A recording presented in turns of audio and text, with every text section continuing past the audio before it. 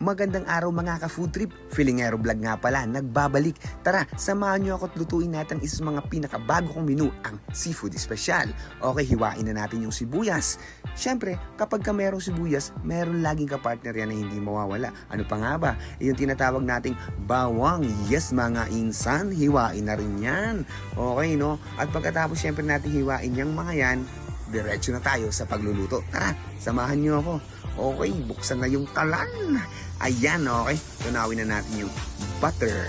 Yan. Just make sure na matunaw siya kasi halu-haluin natin para matunaw. Tapos lagay na natin yung ating wangba.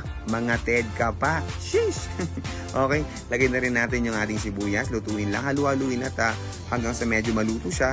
At pagkatapos yan, syempre, pwede na natin ihalo yung ating pangmalakasang seafoods. Ayan, konting halo-halo lang para pantay siyang maluto. Syempre, meron mga shells pa yan, no?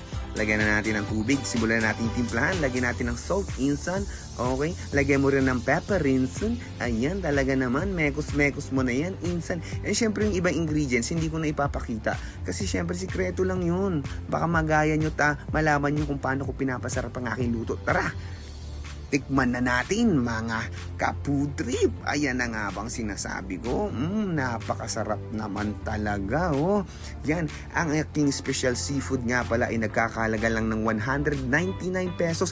Only rice na yun guys. At kung gusto nyo naman i-take out, okay na okay din. Magbabayad lang kayo ng 189 pesos. Alright? Food trip na tayo mga boss. Ayan, napakasarap yung nenka oh.